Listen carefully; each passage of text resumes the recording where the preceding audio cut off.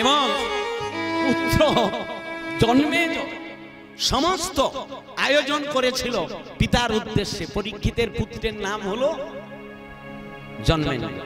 তো সেই জন্মেজয় ওখানে সব ব্যবস্থা করে দিয়েছিলেন। আচ্ছা, পরীক্ষিত বাড়িতে শুনলেননি কেন, বাস্তুতে শুনলেননি কেন?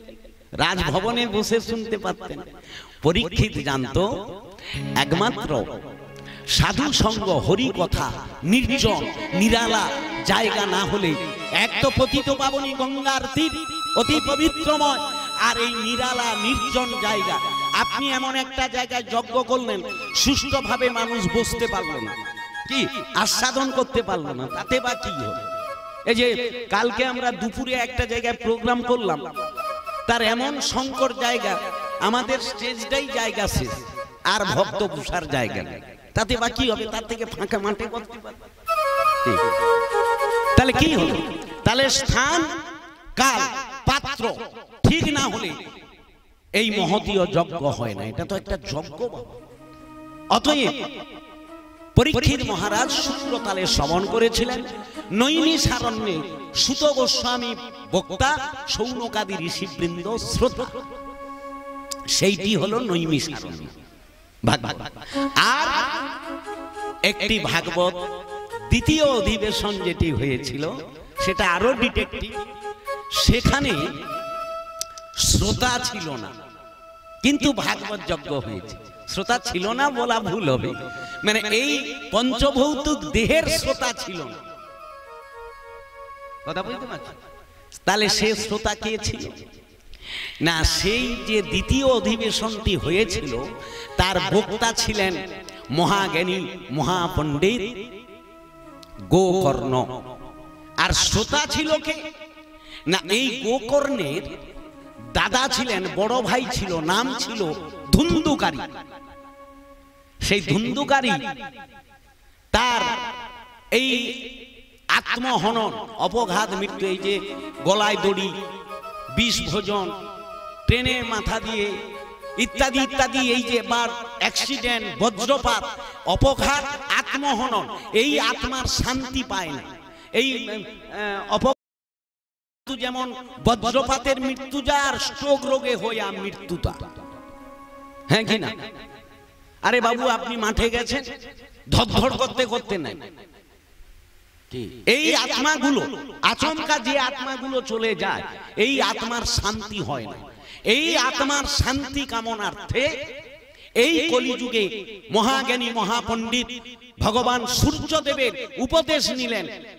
বললেন যে এই আত্মার শান্তি কামনার্থে সে 1 বছর পরে হোক, 2 বছর পরে হোক, কি 10 বছর পরে হোক, যেদিনকে ওই আত্মার উদ্দেশ্যে আপনি ভাগবত পারায়ণ যজ্ঞ করবেন, ওই আত্মার উদ্ধার হবে, না হলে হবে না।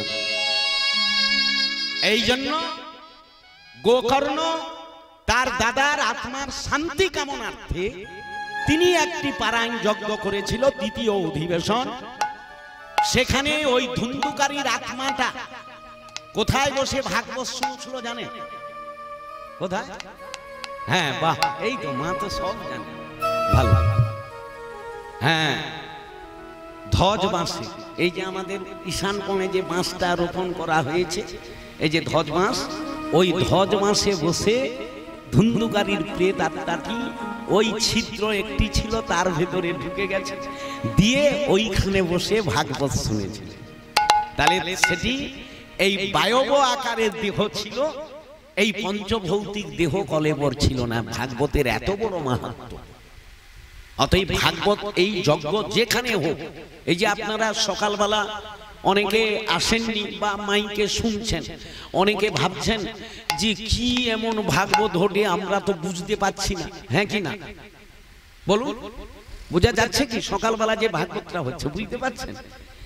হয়তো মা বুঝতে পারছেন, কিন্তু সকলে বুঝতে পারছেন না। হ্যাঁ, এটি ভাগবতের শ্লোক, মন্ত্র, আর এইটির নামই হলো পারায়ণ যজ্ঞ। আমরা এই যে ব্যাখ্যাটা দিচ্ছি, এটা খালি জড় জগতের মানুষকে বোঝাবার জন্য। ভাগবত ব্যাখ্যা করার আমারও ক্ষমতা নাই, আর কতটুকু ব্যাখ্যা দিই। তাহলে ভাগবত একমাত্র শ্লোকের দ্বারা এই গ্রন্থ প্রণয়ন, আর সেই শ্লোক যেখানে উচ্চ কণ্ঠে উচ্চারিত হবে সেই শ্লোকের ধ্বনি আকাশ বাতাস কীট পতঙ্গ বৃক্ষ লতা স্থাবর জঙ্গম সকলে ওই শ্লোক শ্রবণ করে সবার ঊর্ধ্বগতি লাভ।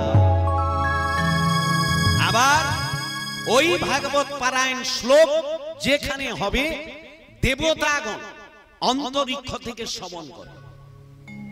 কোথা থেকে? অন্তরিক্ষ। অন্তরিক্ষ মানে কোথায়? আকাশ থেকে। যেখানে পারায়ণ যজ্ঞ হয় সকল দেবতাগণ সেখানে উপস্থিত হয়ে যায়। বাবা কেন জানো না?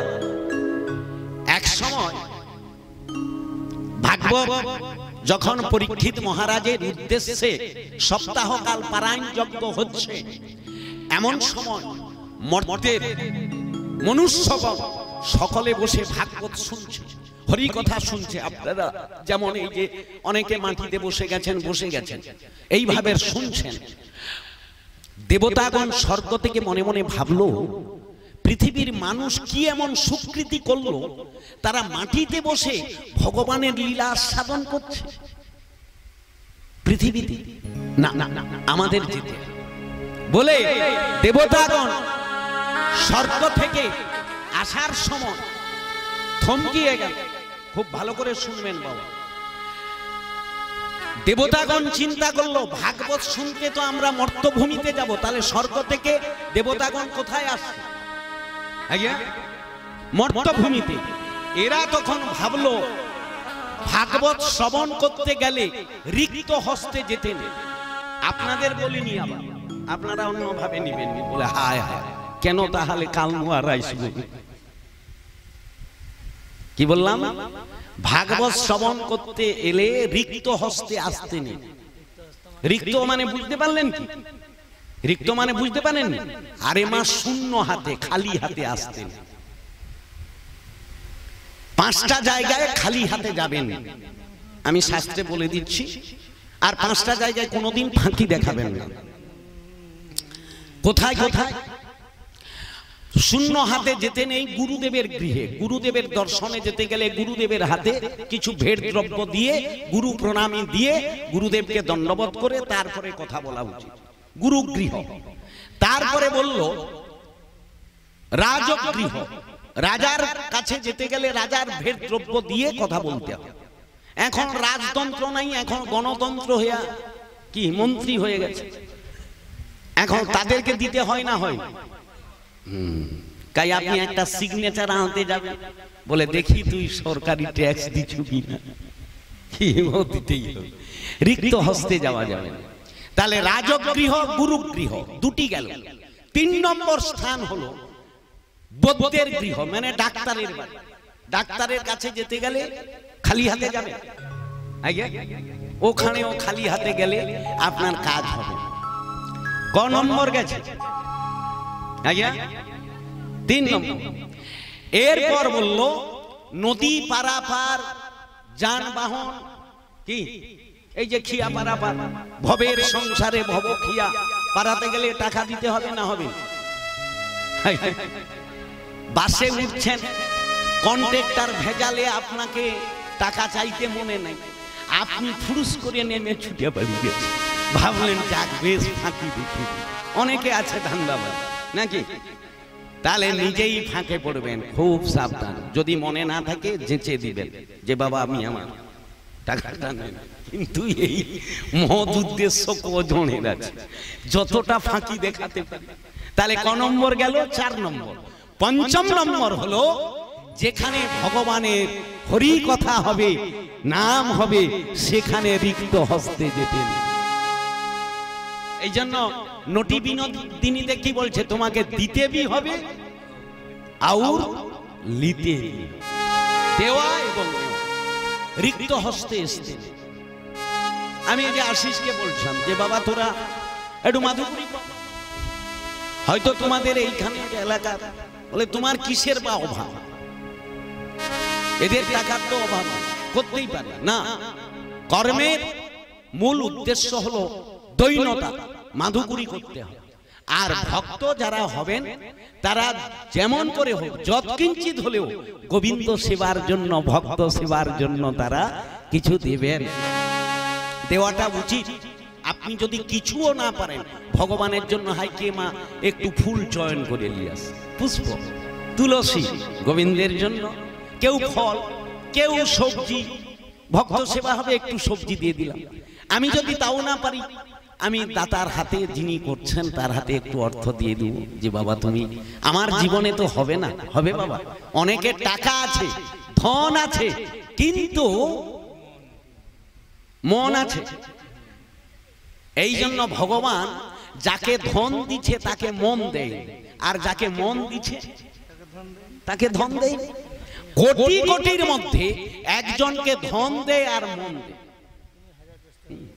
আর আপনার স্বীকৃতি না থাকলে, 1000 টাকা থাকলেও আপনি কি ভাবছেন ভাগবত করে নেবেন আপনার বাড়িতে? আপনার স্বীকৃতি থাকলেও আপনি কোনোদিন আপনার বাসগৃহে সাধুগুরু বৈষ্ণবকে নিয়ে যেতে পারবেন না। কি না পেরে যাবেন? পারবেন না।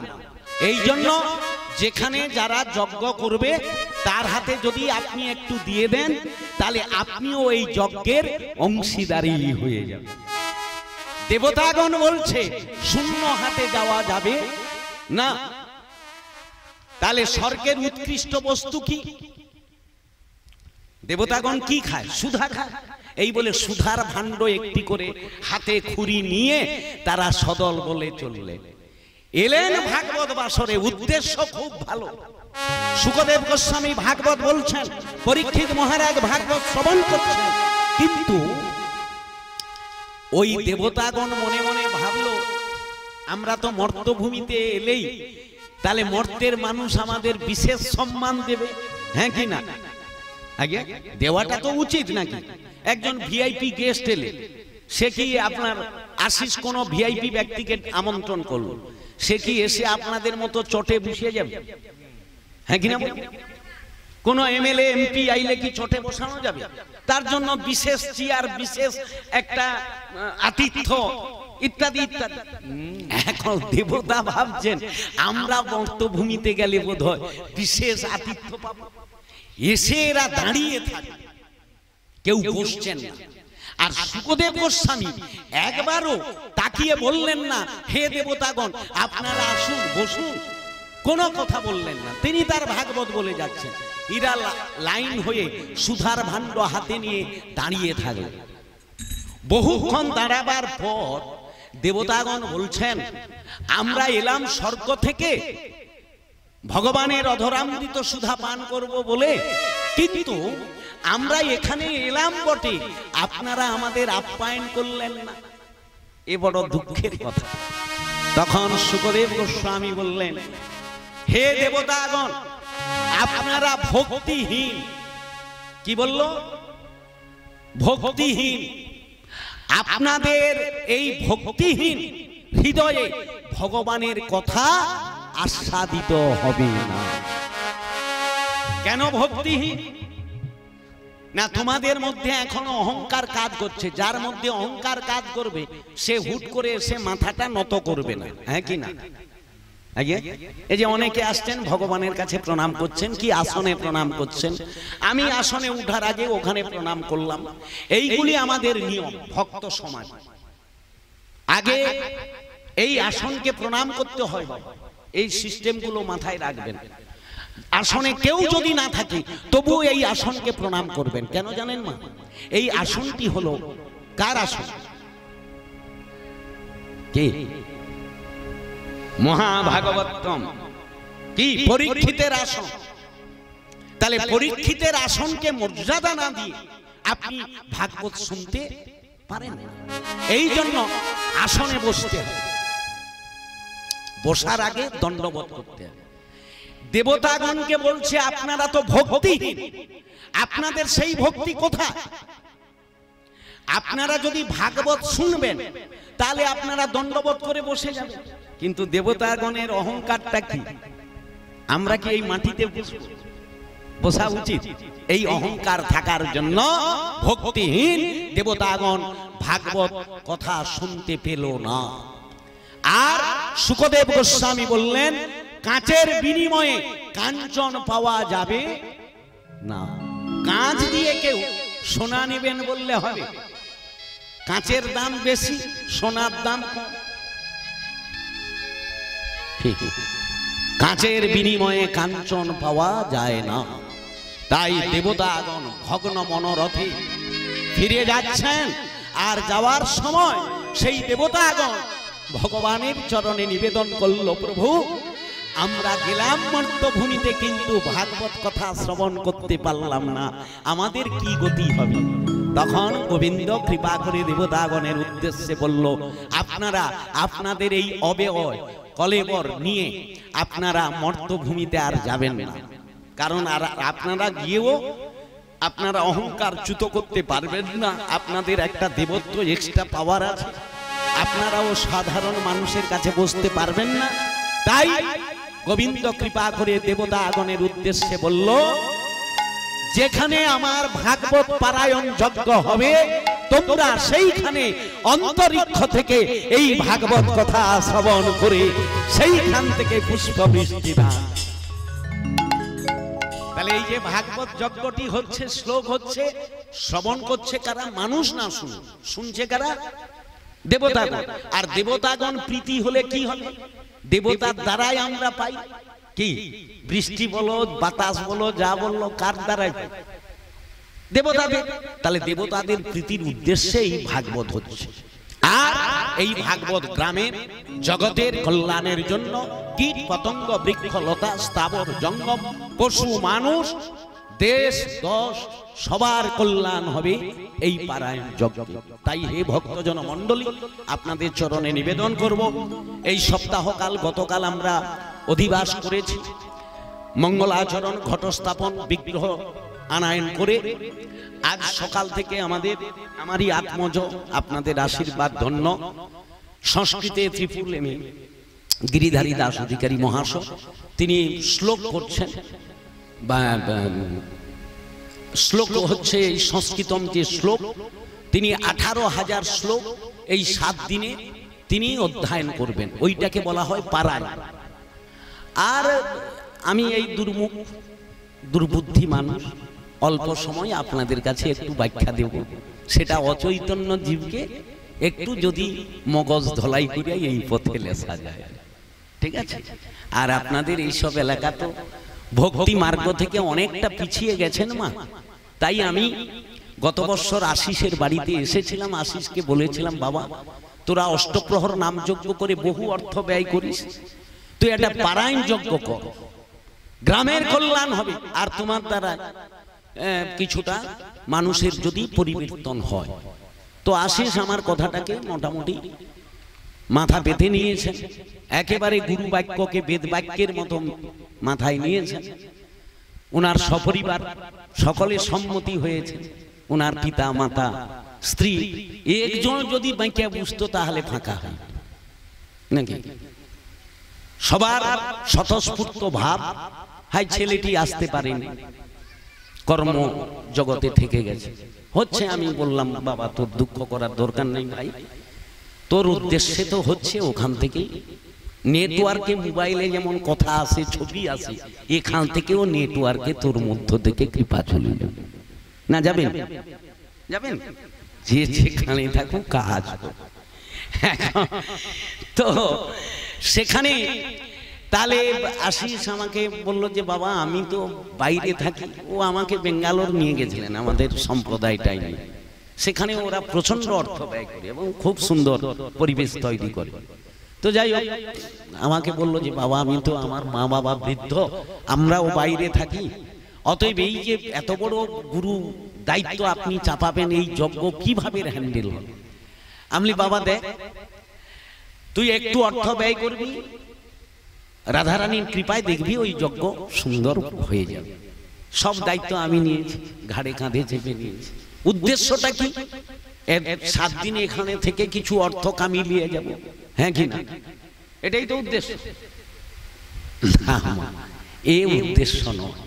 উদ্দেশ্যটা কি না, যদি এই যজ্ঞের দ্বারা কৃষ্ণ বহির্মুখ জীবকে যদি আমরা কৃষ্ণমুখী করিয়ে দিতে পারি, অচৈতন্য জীবকে যদি চেতন করিয়ে দিতে পারি, সেটাই হবে এই যজ্ঞের সার্থকতা।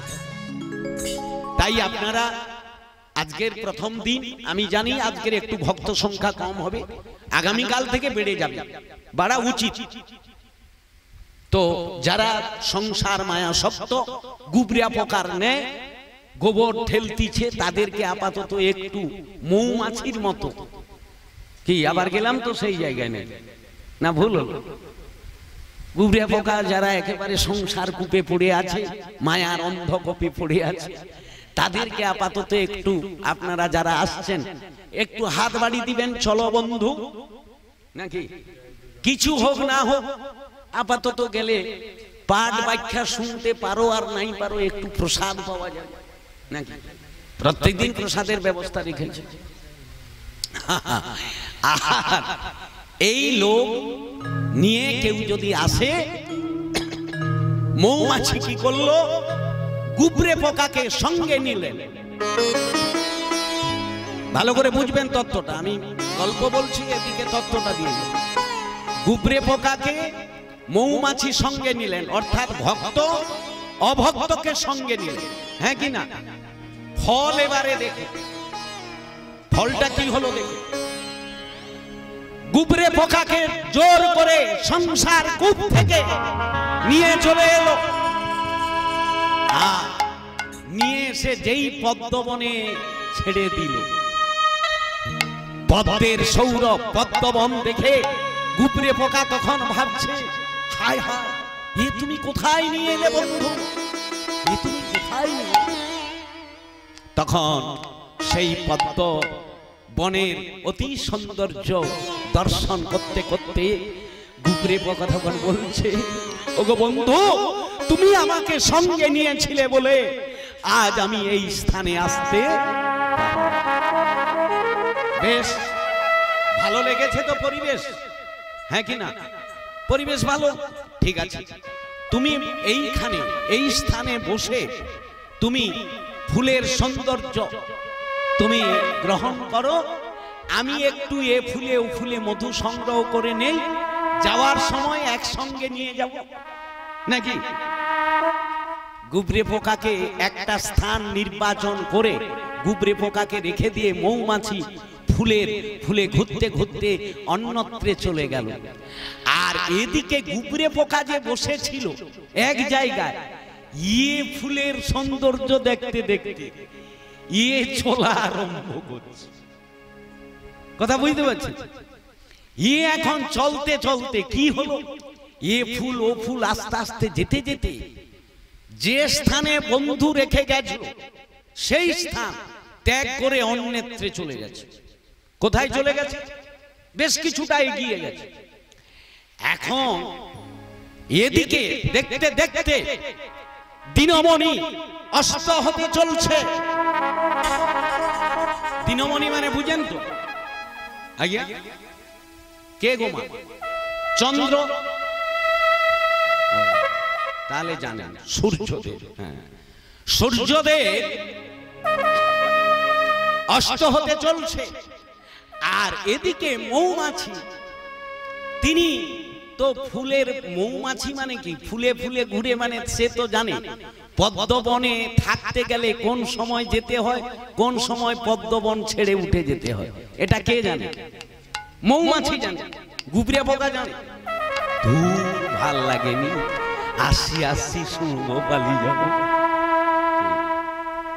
তা এখন মৌমাছি তো জানে আমাকে থাকতেই হবে, কিন্তু এই স্থান পদ্মবনের সঙ্গে, পদ্মের সঙ্গে একেবারে অতপ্রত সম্পর্ক কার আছে? কে বলতে পারে দেখি, কার আছে? মানিক যদি সব উত্তর দিল তাহলে এরা কি উত্তর দিল? তুই বলিস না, তুই খালি ক্যামেরা করতে যাও, বহু কথা জানো, হঠাৎ করে কইয়ে দিল। কিন্তু তারা কি উত্তর দিবে? ব্রেন খাটা। তুমি সাইলেন্ট করো, না হলে গন্ডগোল হয়ে যাবে। তাহলে সূর্যের সঙ্গে কানেক্ট, ও সব পুরস্কার। সূর্যের সঙ্গে কানে পদ্মের, কি পদ্মের কানে? সূর্য উদিত হলে পদ্ম স্ফুটিত হয় না, সহস্রদল পদ্ম। আবার সূর্য অস্ত হয়ে গেলে পদ্ম ফুল অটোমেটিকলি পাপড়ি বুঝে যায় না? বুঝে যাবে। এটা জানে কে? এই তত্ত্বটা জানে কে? মৌমাছি। হরিবাসরে আসতে গেলে হরিধ্বনি দিতে হবে, হরি ভক্ত ছাড়া জানে না। হরিধ্বনি কেউ দিচ্ছে, কেউ হাত তুলিয়ে দেয়, আর কেউ নিতাই গৌর প্রেমানন্দে হাত উঠে। এটা তো মৌমাছি জানে। হরিবাসরে যেতে গেলে প্রণাম করতে হবে, হরিধ্বনি দিতে হবে, তুলসী দিতে হবে, ইত্যাদি ইত্যাদি। এখন সেটা তো আর গুবরিয়া পোকা জানিনি, প্রথম দিন তো আস কি গো। এখন এই গুবরিয়া পোকা তিনি পদ্ম ফুলে যে সূর্য অস্ত হয়ে গেলে পদ্ম ফুল পাপড়ি বুঝে যাবে, এটা কিন্তু এই গুবরিয়া পোকার জানা নেই। আর এই জন্য একে একটি স্থানে রেখে মৌমাছি চলে গিয়েছিল। দেখতে দেখতে পশ্চিম দিকে সূর্য অস্ত হতে চলছে, আর মৌমাছি এসে যে স্থানে গুবরে পোকাকে রেখে গিয়েছিল সেই স্থানে এসে মৌমাছি ডাক দিচ্ছে, বন্ধু বন্ধু, ওগো বন্ধু তুমি কোথায়? বারবার বন্ধু বন্ধু বলে ডাক দিল মৌমাছি, কিন্তু মধুমক্ষিকার এই শব্দ গুবরে পোকার কানে গেল না, কারণ ওই স্থান থেকে গুবরে পোকা অনেকটা দূরে চলে গেছে। তখন মৌমাছি বসে বসে উঠতে উঠতে কাঁদছে, ওগো বন্ধু, আমি তোমাকে হাত ধরে আমার স্থানে নিয়ে এলাম, কিন্তু এই স্থানে কতক্ষণ থাকতে হয়, কতক্ষণ পরে উঠে যেতে হয়, এইটি সূত্র তোমাকে না জানার জন্য যা তোমার বোধহয় অকালে আমার প্রাণটি, আমার দ্বারাই তোমার অকালে প্রাণ বিসর্জন হয়ে গেল নাকি? তাহলে মৌমাছি ঠিক করলো না ভুল করলো? কাঁদছেন মৌমাছি, আমি তো তোমাকে নিয়ে এসেছি এই প্রথম দিন, এখানে আসতে গেলে কি করতে হয় না করতে হয় তুমি তো জানো না, বোধহয় তোমার মৃত্যু হয়ে গেল। মৌমাছি কাঁদতে কাঁদতে বাড়ি ফিরে গেলেন, গভীর চিন্তা, আফসোস করছে, মহৎ ব্যক্তি তো। এদিকে গুবরিয়া পোকা তাহলে কোথায় থেকে গেছে মা? আগে আস্তে আস্তে করে পদ্ম ফুলের পাপড়িগুলো আস্তে আস্তে করে বুঝে গেল, আর গুবরে পোকা তার ভেতরেই থেকে গেল। এইবার লক্ষ্য করে দেখুন সাধু সঙ্গের মহিমা কেমন হয়। গুবরে পোকা থেকে গেল, তার পরদিন সকালে সূর্য উদয়ের আগে সেবক যারা কৃষ্ণ ভক্ত হয় তারা উপযুক্ত সময়ে পুষ্প চয়ন করে নিতে হয়। এই জন্য মা এখান থেকে একটু সিদ্ধান্ত বলে দিই, আপনারা যারা নিত্য গোবিন্দের সেবা করবেন ফুল কখন চয়ন করেন বলুন? 7টা 8টা 9টা স্নান টান করে করেন তো, হ্যাঁ কি না? এইরকম করেন তো না? মা শাস্ত্রে নির্দেশ দিয়েছে পুষ্প যদি চয়ন করতে হয় সূর্য উদয়ের আগে চয়ন করে নিতে হয়। কেন বলুন দেখি? এটা মাথায় রাখবো মা। এই জন্য আমাদের এই বৈষ্ণব জগতের যা সিদ্ধান্ত, সাধারণ মানুষ এত কঠিন নিয়ম নিতে পারে না বলে বৈষ্ণব জগতে হুট করে কেউ আসতে চায় না। সহজিয়াতে যাবে, কিন্তু এই লাইনে হুট করে কেউ আসতে চায় না। কেন জানেন? এতে প্রচন্ড নিয়ম, আর নিয়মটা পুরো লজিকের উপরে আছে, যে এমনি ফকরামি করে চাপিয়ে দিয়েছে না। লজিকটা কি? তাহলে পুষ্প চয়ন করতে গেলে সূর্য উদয়ের আগে চয়ন করে নিতে হবে। কেন না? সূর্য উদিত হয়ে গেলে, এই যে আমরা প্রভাতী কীর্তন করি, প্রভাতী কীর্তনে মহাজন ওই কথাটি বলছে। কি বলছে দেখুন, একটু লক্ষ্য করে দেখবেন। ও গো পূরব গণের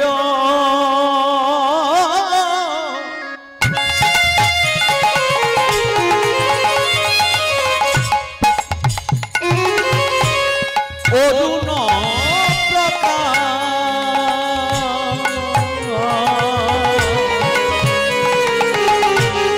পূরবের গগনে হের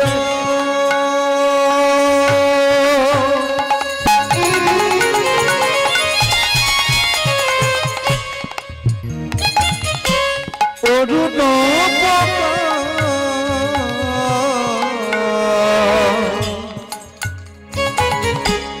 তায় জল মধু কর কুমুদিনী তায় জল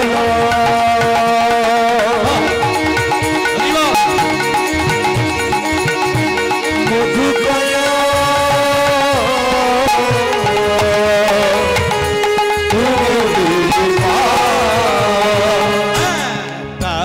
জল মধুকর। মধুকর মানে মধুকর কাকে বলে? গুবরিয়া পোকাকে? মৌমাছি। পূরব গগনে হের। পূরব মানে পূর্ব পাশ, গগন মানে আকাশ। পূরব গগনে হের অরুণ প্রকাশ। অরুণ মানে অরুণ কাকে বলে? চন্দ্রকে, সূর্য। তাহলে অরুণ মানে সূর্য। তাহলে পূরব গগনে হের অরুণ প্রকাশ, সূর্য উদিত হয়ে যাবে। তা জল মধুকর কুমুদিনী পাশ। কুমুদিনী মানে পদ্ম। তার কাছে যাচ্ছে কে? না মৌমাছি। কেন না মধু নিয়ে চলে। এই জন্য ভক্তদের বলছে মৌমাছি যাওয়ার আগে তোমাকে ফুল চয়ন করে নিতে হবে, না হলে কি হবে? ফুল এঁঠো হয়ে যাবে, পাপড়ি নষ্ট হয়ে যাবে। আর ওই এঁঠো ফুল গোবিন্দের চরণে দিলে ভগবান বললেন, দিলেন বটে, আমি প্রীত হতে পারলাম না। ওটা মধু অবস্থায় দিতে পারলে ভালো হতো। এর ভেতরে আবার তত্ত্ব আছে। তাই জল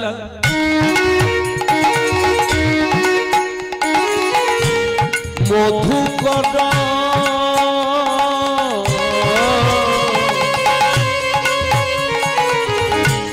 কুমুদিনী পার।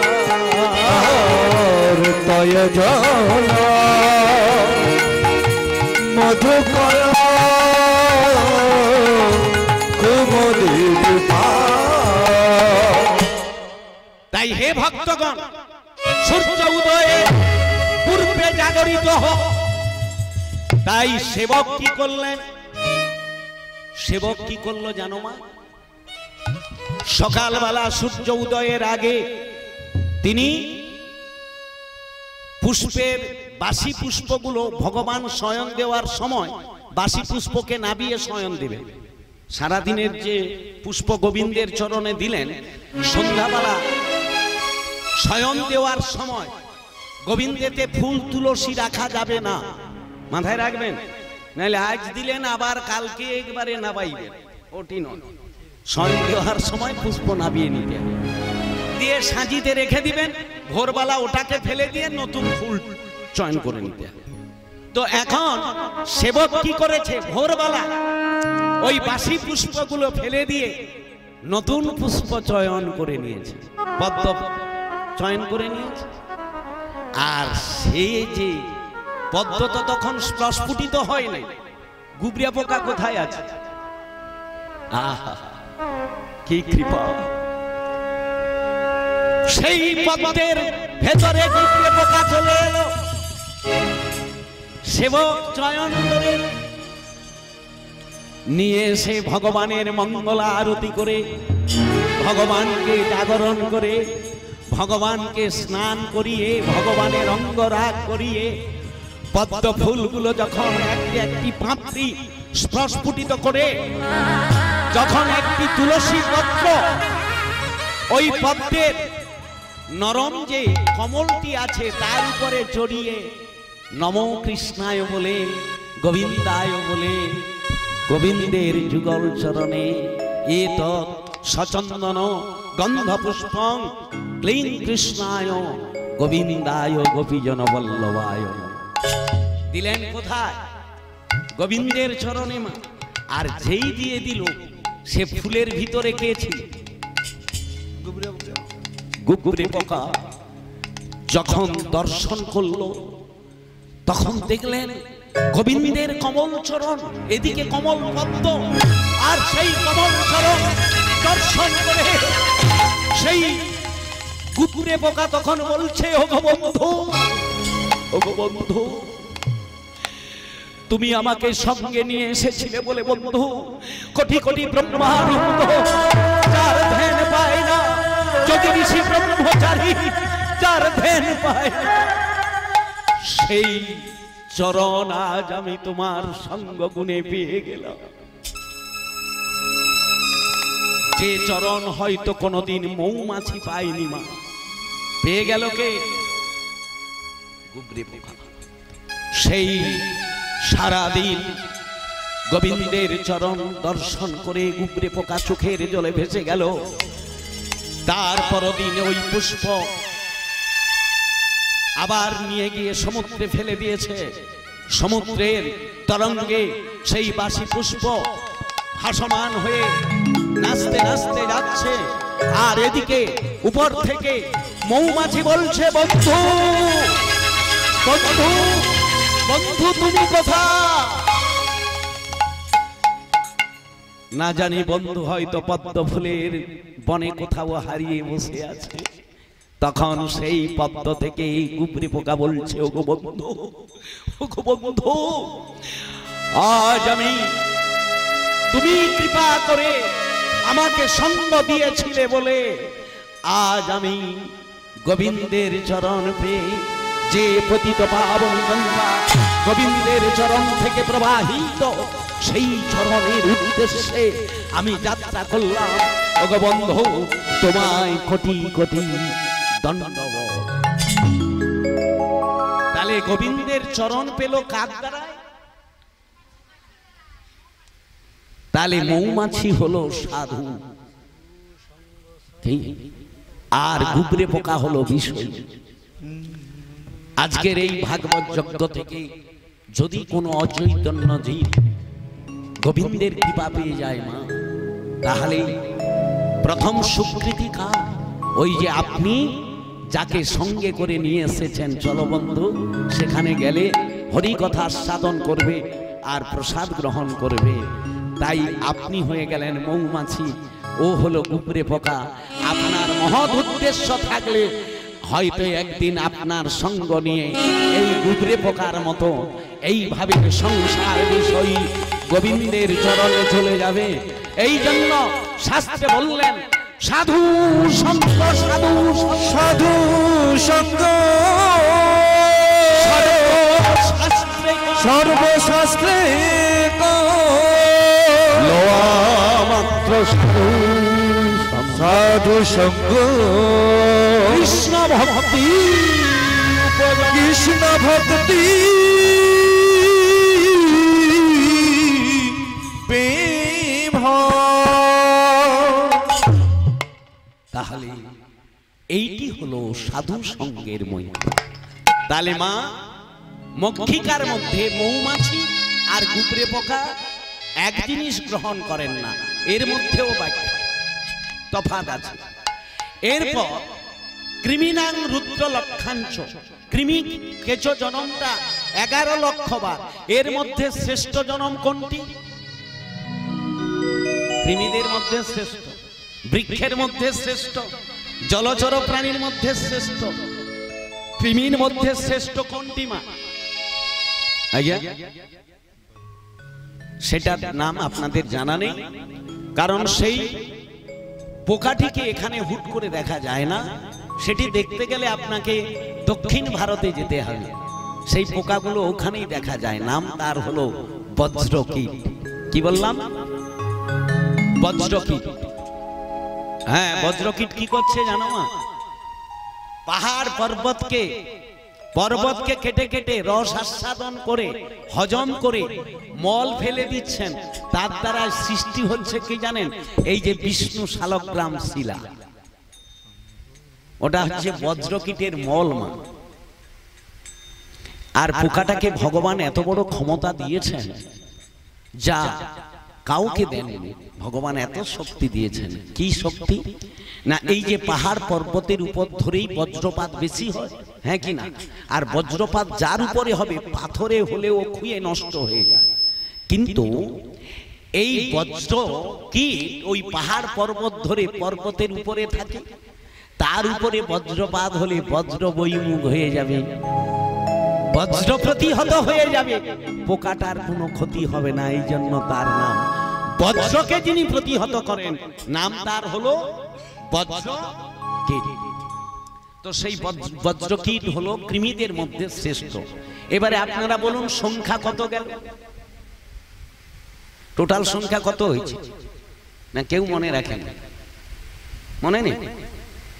যা স্থাবর বিংশতি লক্ষানি জলচর নবলক্ষাঞ্চ কৃমিনাং রুদ্র লক্ষাঞ্চ, নাকি এইখান পর্যন্ত এসেছি। তো কত হয়েছে?